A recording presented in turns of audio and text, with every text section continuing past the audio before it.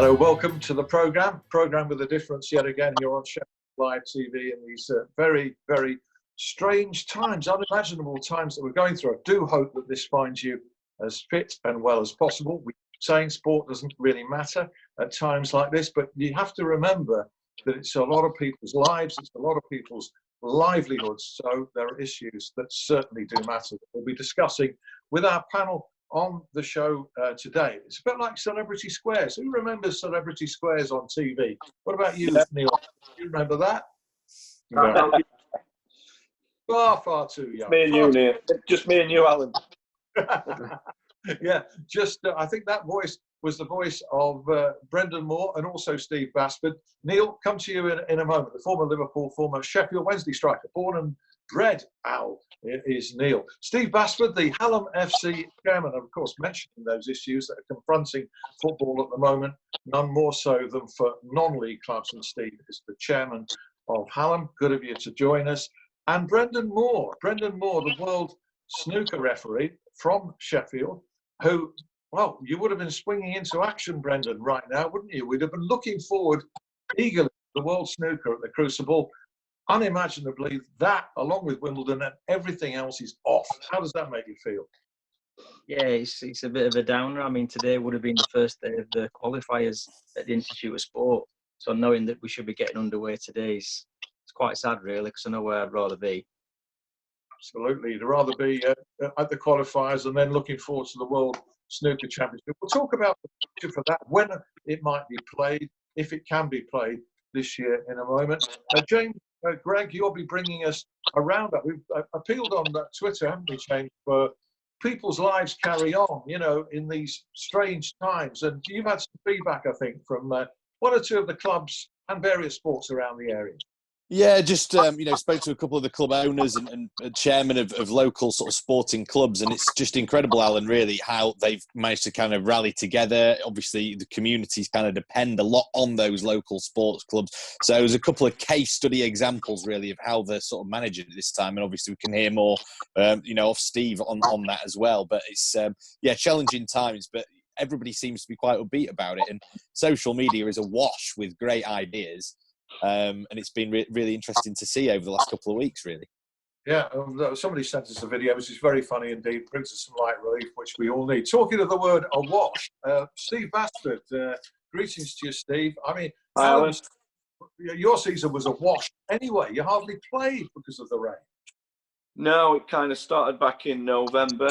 As you well know, you were up there many times. So we lost a hell of a lot of games before Christmas. And then obviously just as the weather started to pick up, we got the coronavirus. So, yeah, we've played very, very few games since the end of November. Yeah, very hard times for Hallam and every non-league club. In fact, virtually every club in the game, from the Premier League downwards. Bringing you in, Neil, I'm sure everybody knows, former Liverpool striker, former Preston North End striker, at Sheffield Wednesday just this season on loan, during which he scored 20 goals. I'm just trying to think if anybody scored 20 goals a season for the Owls since you, Neil. First of all, isolation. Does it help that, you know, when you've had experience of playing alone up front? Alan, thanks for having me and my debut on the show. I enjoyed my time at Sheffield Wednesday, but it was very rare that I played just as that sole striker, partnered with Paul Heffernan and Tim Morrison, good guy for a little bit, Gary Medine as well. But this is just unheard of, isn't it? This isolation, this coronavirus, and for me, I'm quite fortunate. I've got a couple of kids. I've been homeschooling them. I've been spending a lot of time with them on social media. I've been posting TikTok video weekly, which my teenage daughter has choreographed very, very well, and so I've been fortunate to be kept occupied by my two little ones. Yes, we're all fortunate to have teenage kids, aren't we, at a time when we're relying so much on technology. I mean, getting us all together today has been hard enough, hasn't it?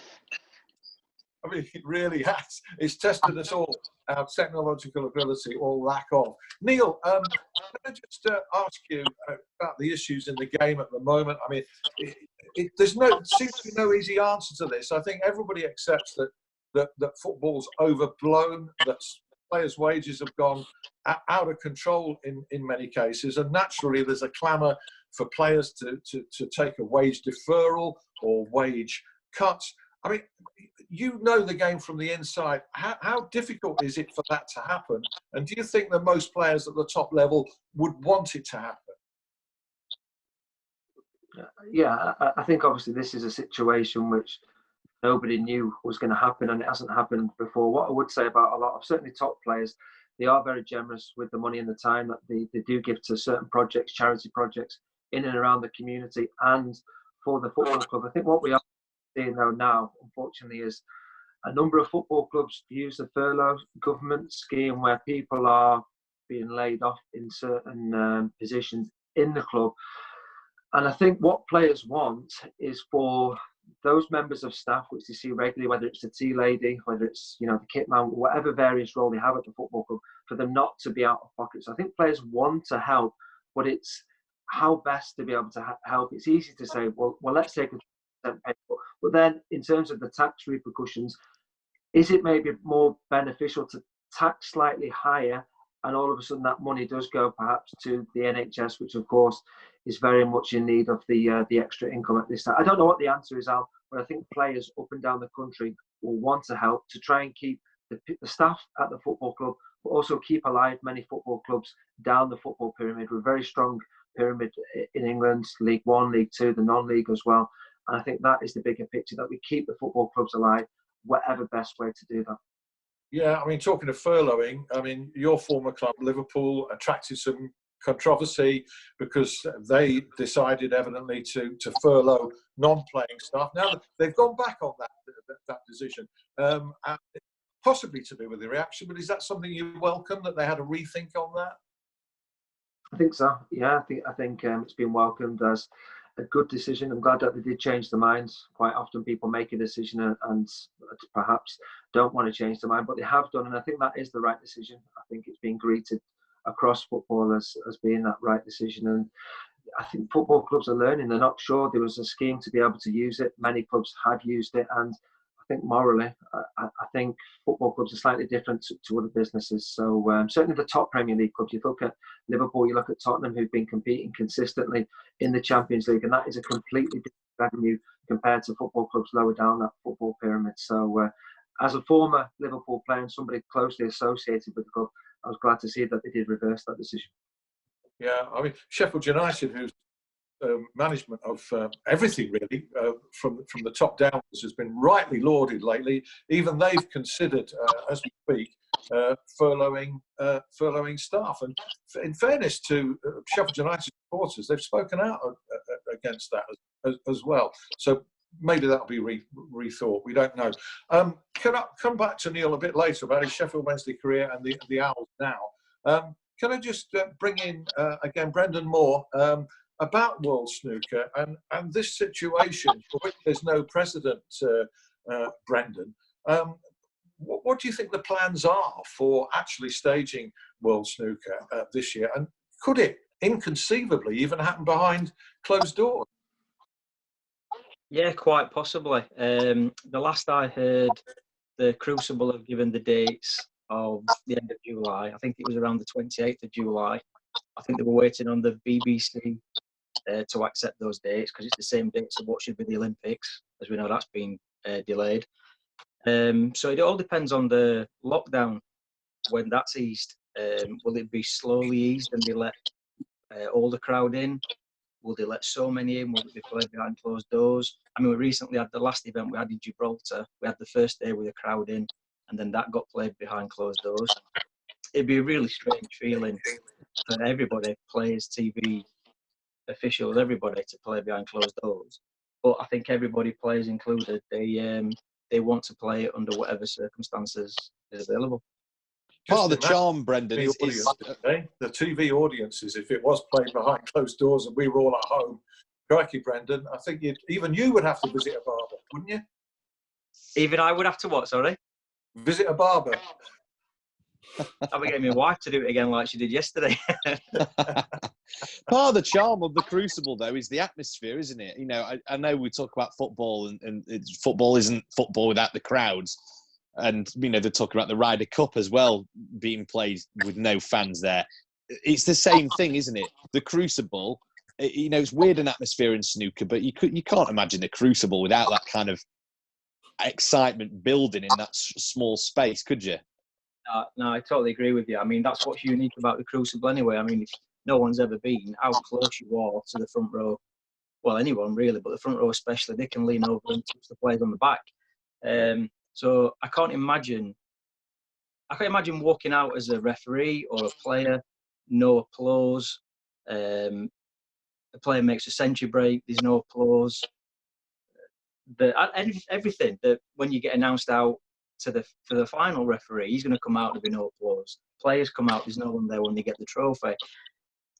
You can't imagine it, but worst case scenario is if you want to play it and that is the condition, then I think everyone would say let's play it and wait till everything's back to normal and start again next season.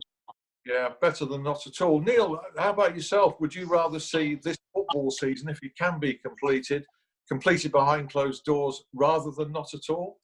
Yeah, I'm with the fellas there. It's something that I don't think any elite sportsman ever wants to have to do, to play behind closed doors. One thing I would say is the quality deteriorates drastically if anything is played behind closed doors. Players, athletes, they thrive on the fans, and football is nothing without the fans. We all know that. The amount of games that can be turned by the crowd, whether it's maybe a 50-50 tackle, all of a sudden the momentum may change, the crowd get behind the team a little bit more, and I think that plays a significant part in football. So for me, I don't want to see football played behind closed doors, but if that is the only way to get this season finished in a short period of time, then I think it would be accepted. But I do feel strongly that we're all really frustrated at the moment. It's a difficult time for everybody financially, for the health, for the mental well-being. If we have something to look forward to and say, I don't know, in June or July, the season will be back and you can go, I think the fans would really look forward to it, because there's 9 games left in the Premier League and in the Football League, and there's a lot at stake, whether it's promotion or relegation. I think that would be something for us all to look forward to if we could all go back and watch those games. Maybe we'll appreciate supporters more in future than we have done, and that supporters will be back at the forefront of the game. That's what I'd like to think. If the games are played behind closed doors, that highlights that, doesn't it? How vital they are. Alan, I've missed you there. Can you say that again, please? No, I was just saying, maybe the supporters, the paying public, will get the credit they deserve for being a vital part of the game. That they're not given credit for at the moment. No, and yeah, absolutely. It's a part of the community that people have grown up wanting to go and support the local football team, and hopefully this is something that can be sorted out quickly so they can be back in and support and get the buzz, the lows as well. Of course, we've all been there for those lows as well, but it's the emotional side of the game which I think can be so important for the well-being, which is a very difficult time for us all. Yeah. Come back to you, Neil, in part 2 about your Sheffield Wednesday career and how the Owls are doing at the moment. We talk about playing behind closed doors. I'm not going to be so cruel, Steve, as to say that Hallam play behind closed doors. Actually, your crowds are on the increase, as non-league crowds are everywhere. There was a potential boom, wasn't there, in the non-league game? Then along comes this. Yeah, I mean, we were doing amazingly with the crowds, Alan. As you know, we were pushing, averaging 400, 350, 400. And that kind of a momentum takes a while to build up. Now, obviously, with what has happened, the revenue that we've lost, we'll probably lose, I think, 9 home games, and probably all the functions that we had booked for the clubhouse that we've got. We'll probably 20,000 plus that revenue that's gone, and of course that it won't come back. We have to kind of battle through, and Sharon, who our finance lady, is doing a mock-up of the generation game at the minute with a guy spinning the plates. That's kind of what she's doing at the moment. But the players have been amazing. That not one of them has asked for any of their expenses. Put the club first, which has been amazing. Obviously, people that we owe money to, it's their businesses. We're trying where we can to make sure we cover that. We run a very tight ship, as you know, Alan, anyway. So we kind of, as soon as we got, obviously, the notification, we went, or I went and shut everything down at the club. So, you know, as far as we can, we make everything as lean as possible. The groundsman, bless him, Pete Bowden, is still preparing the pitch, just being reseeded. So everything kind of goes on as far as we can. And hopefully, you know, when we come out the other end of this, like, you know, you said, and Neil said as well, people will be desperate to come along and start again. And we'll give everybody that real hunger to come and get going again. In the meantime, is it a question of survival for you? And is that a question mark over you, as it will be over many non-league clubs, just staying alive? Absolutely. As you know, we've got some amazing sponsors. And, you know, you kind of look at, they're all local businesses. And you have to have your fingers crossed for them. As I am myself, local business person, and you know, we just got to keep our fingers crossed that they're all still there when we come out the other end. Yeah, and what should the football generally do? Is football doing enough in a community sense? I know the Premier League have talked about a donation down to all levels, practically. Is the game doing enough to support the grassroots? Well, yeah, I mean, you kind of look after your own, don't you? I think when you hit a situation like this, first of all, you know, it's a three-tiered thing. We all look after our health and our families. That's paramount, obviously, and we all do the right things there. And then, obviously, a load of us with businesses, and then obviously we come to the football club. Fortunately, nobody's actually, you know, it's nobody's living at our club. But you know, we still have to make sure the place is okay. The talks about if we start again or we don't start again, it's not really relevant to us, Alan, as you well know, because we hand over to cricket.